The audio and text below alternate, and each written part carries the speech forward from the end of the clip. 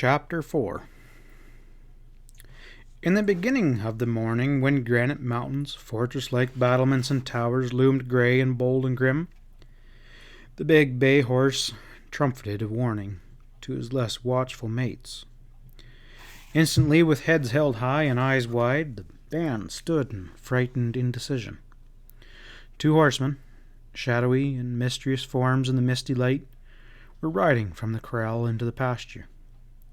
As the riders approached, individuals in the band moved uneasily, starting as if to run, hesitating, turning from another look, maneuvering to put their mates between them and the enemy. But the bay went boldly a short distance toward the danger and stood still with wide nostrils and fierce eyes as though ready for the combat. For a few moments, as the horsemen seemed about to go past, hope beat high in the hearts of the timid prisoners. And then the riders circled to put the band between themselves and the corral gate, and the frightened animals knew. But always, as they whirled and dodged in their attempts to avoid the big gate towards which they were being forced to move, there was a silent, persistent horseman barring the way. The big bay alone, as though realizing the futility of such efforts, and so conserved his strength for whatever was to follow, trotted boldly and proudly into the corral, where he stood, his eyes never leaving the riders as his mates crowded and jostled about him. "There's one in that bunch that surely aims to make you ride some," said Curly Elson with a grin to Phil as the family sat at breakfast. On the cross triangle, the men who were held throughout the summer and winter seasons between the months of the rodeos were considered members of the family, chosen for their character, as well as their knowledge of the country and their skill in their work. The Dean and Stella, as Miss Baldwin is called throughout all the country, always spoke of them affectionately as "our boys." And this, better than anything that could be said, is an introduction to the mistress of the Cross Triangle household. At the challenging laugh which followed Curly's observation, Phil returned quietly with his sunny smile. "Maybe I'll quit him before he gets good and started." "He's sure fixin' to make you back the decision of them contest judges," offered Bob Colton. And Miss Baldwin, young in spirit as any of her boys, added, "Better not wear your medal, son. It might excite 'em to know you're the champion buster of Arizona."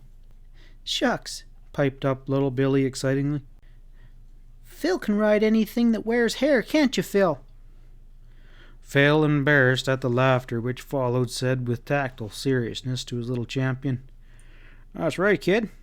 You stand up for your partner every time, don't you? You'll be riding them yourself before long. There's a little sorrel in that bunch that I picked out to gentle just for you." He glanced at his employer meaningly, and the Dean's face glowed with appreciation of the young man's thoughtfulness.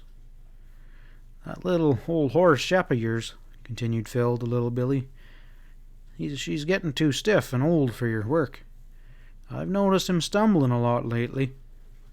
Again he glanced inquiringly at the Dean, who answered the look with a slight nod of approval. "You better make him gentle your horse first, Billy. He might not be in the business when that big one gets through with him," teased Curly. Little Billy's retort came in a flash. "Huh? Wild horse Phil can be riding him long after you've gotten yours, Curly Elson." "Oh, look out, son," cautioned the Dean when the laughter had gone round again. "Curly will be slipping a burr under your saddle if you don't." Then to the men, "What horse is it that you boys think's going to be such a bad one? That big bay with the blazed face?" The cowboys nodded. "He's bad, all right," said Phil. "Well," commented the Dean, leaning back in his chair and speaking generally, "he's sure got a license to be bad. His mother was the wickedest piece of horse flesh I ever knew. You remember her, Stella?" "Indeed I do," returned Mrs. Baldwin. "She nearly ruined that Windy Jim, who came from nobody knows where and brags he could ride anything." The Dean chuckled. "She sure sent Windy back where he came from. But I tell you, boys, that kind of horse makes the best in the world once you got him broke right. Horses are like men anyhow. If they ain't got enough in 'em to fight when they're being broke, they generally aren't worth breaking." "Well, the man who rides that bay will sure be a horseback," said Curly. "Oh, he's a horse, all right," agreed Bob. Breakfast over, the men left the house, not too quietly, and laughing and jesting and romping like schoolboys, went out to the corrals with little Billy tagging eagerly at their heels. The Dean and Phil remained for a few minutes at the table. "You really oughtn't to say such things to those boys, Will," reproved Miss Baldwin as she watched them from the window. "It encourages them to be wild, and land knows they don't need any encouragement." "Oh, shucks," returned the Dean with that gentle note that was always in his voice when he spoke to her. "If such talk as that can hurt 'em, there ain't nothing that could save 'em. You're always afraid someone's going to be going bad. Look at me and Phil here," he added, as they turned and pushed the chairs back from the table. "You fuss over us enough to spoil a dozen men, and ain't we been a credit to you all the time?" At this they laughed together, but as Phil was leaving the house, Miss Baldwin stopped him at the door to say earnestly, "You be careful today, won't you, son? You know, my other Phil." She stopped and turned away. The young man knew that story, a story common to that land, where the lives of men were not infrequently offered a sacrifice to the untamed strength of the life that many forms they daily called upon to meet and master. "Oh, never mind, Mother," he said gently. I'll be all right." Then, more lightly, he added with his sunny smile, "If that big bay starts anything with me, I'll climb the corral fence pronto." Quickly, as one who faces a hard day's work, Phil went up to the saddle shed where he buckled on chaps and spurs. Then, after looking carefully to stirrup and leathers and clinches and latangos, he went out to the corral, the big heavy saddle under his arm. Curly and Bob, their horses saddled and ready, were making animated targets of themselves for little Billy, who, mounted on Shep, a gentle old cow horse, was whirling a miniature riad. As the foreman appeared, the cowboys dropped their fun, and mounted, and took the coils of their own rawhide ropes in hand. "Which one you want first, Phil?" said Curly as he moved towards the gate between the big corral and the smaller enclosure that held the band of horses. That black one with the white star will do," directed Phil quietly. And then to little Billy, "You better get back there out of the way, partner. That little black is liable to jump clear over you and Shep." "You better get outside, son," directed the Dean, who had come out to watch the beginning of the work. No, please, Uncle Phil," begged the lad. "They can't get me as long as I'm on Shep." Phil and the Dean laughed. "I'll look out for 'em," said the young man. "Only," he added to the boy, "you must keep out of the way. And see that you stick to Shep, if you expect him to take care of you," finished the Dean, relenting. Meanwhile, the gate between the corrals had been thrown open, and with Bob to guard the opening, Curly rode in amongst the unbroken horses to cut out the animal that was indicated by Phil, and from within the circular enclosure where the earth had been ground to fine powder by hundreds of thousands of frightened feet, came the rolling thunder of quick-beaten hoofs, as in a swirling cloud of yellow dust the horses rushed and leaped and whirled. Again and again the frightened animals threw themselves against the barrier that hemmed them in. But that fence built of cedar posts were set close in stockade fashion, and laced on the outside with wire, was made to withstand the maddening rush of the heaviest of steers. And always, amid the confusion of the frenzied animals, the figure of the mounted man in their midst could be seen calmly directing their wildest motions, and soon, out from the crowding, jostling, whirling mass of flying feet and tossing manes and tails, the black with the white star shot through the gate. Bob's horse leapt aside from the way. Curly's horse was between the black and his mates, and before the animal could gather his confused senses, he was in the larger corral. The day's work had begun. The black dodged skillfully, and the loop of Curly's riata missed the mark. "You better put some eyes on that rope, Curly," remarked Phil, as he stepped aside to avoid the wild rush. The chagrined cowboy said something in a low tone, and so that little Billy couldn't hear. The dean chuckled.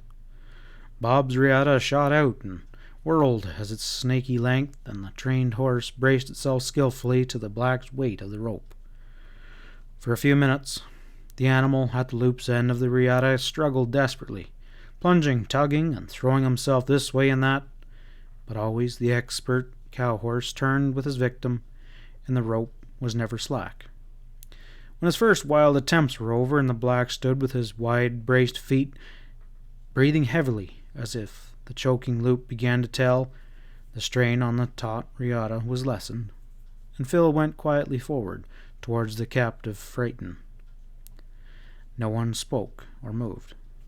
This was not an exhibition of success of which depended on the vicious wildness of the horse to be conquered.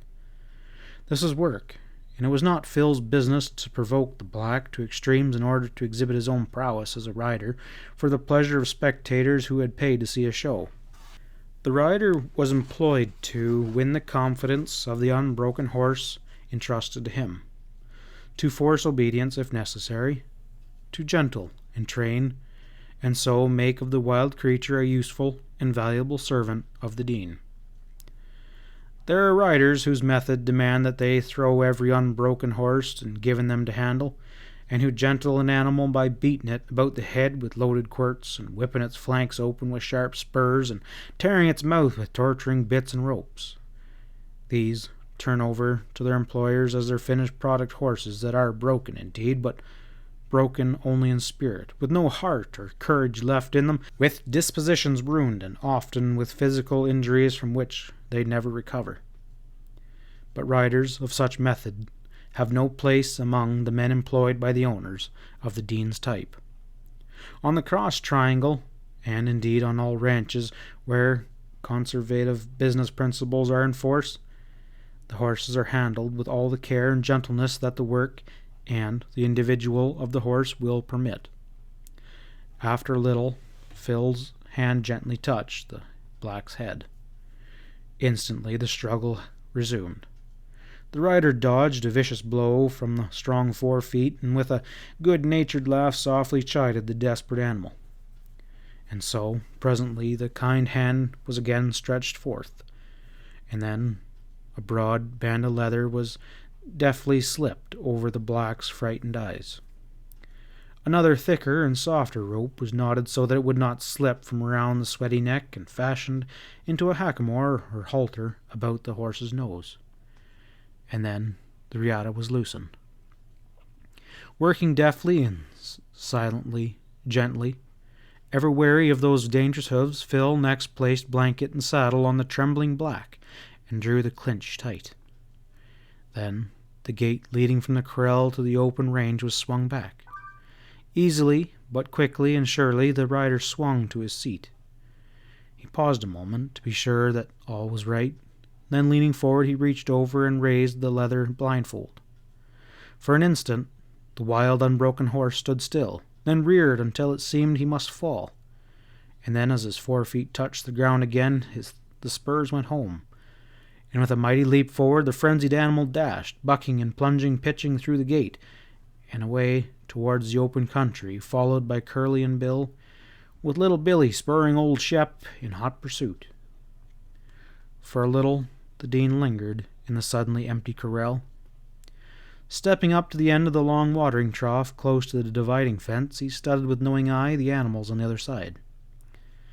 Then, leisurely, he made his way out of the corral, visited the water-mill pump, looked in on Stella from the kitchen porch, and then saddled Brownie, his own particular horse that grazed always about the place at privileged ease, and rode off somewhere on some business of his own.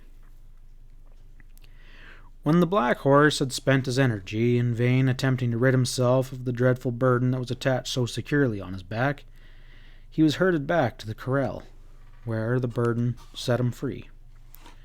Dripping with sweat, trembling in every limb and muscle, wild-eyed with detented nostrils and heaving flanks. The black crowded in amongst his mates again, his first lesson over. His years of ease and freedom passed forever. "Which one will it be this time?" came Curly's question.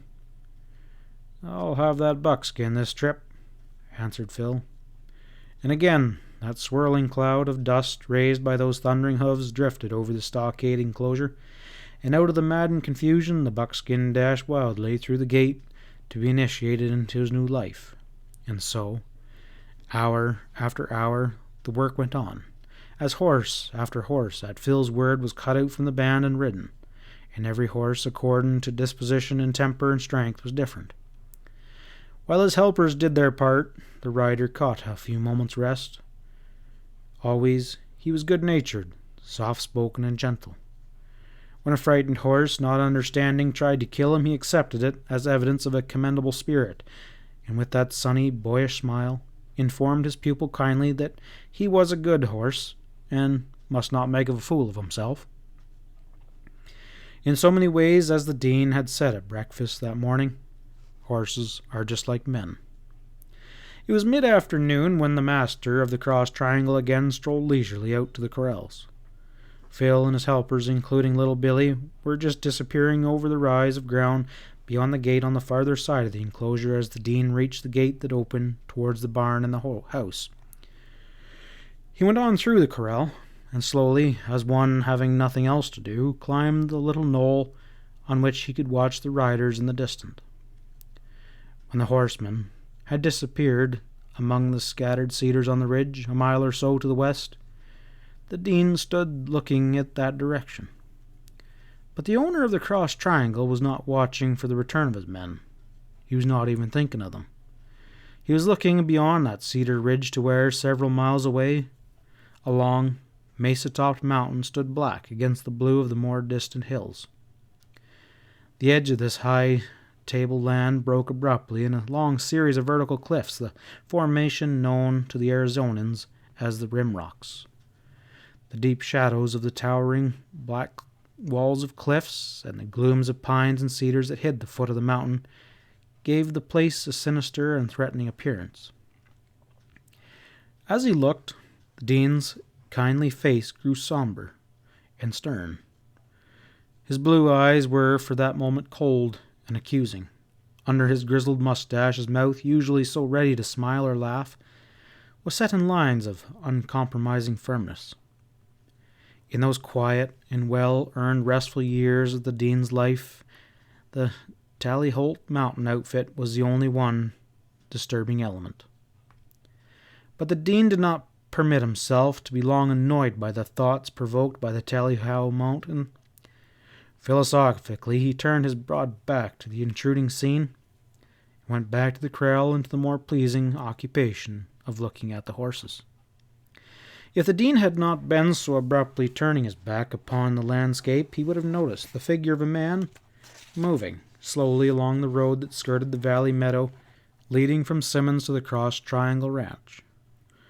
Presently the riders returned, and Phil, when he had removed the saddle, blanket, and hackamore from his pupil, seated himself on the edge of the watering trough beside the Dean. "I see you ain't tackled the big bay yet," remarked the older man. "I thought I'd let him look on for a while. He might figure out that he'd be better be good and not get himself hurt," smiled Phil. "He's sure some horse, though," he said admiringly. Then to his helpers, "I'll take that black with the white forefoot this time, Curly." Just as the fresh horse dashed into the larger corral, a man on foot appeared, coming over the rise of ground to the west, and by the time that Curly's loop was over the black's head, the man stood at the gate. One glance told Phil that this was the stranger who he had met on the divide. End of Chapter 4, Part 1.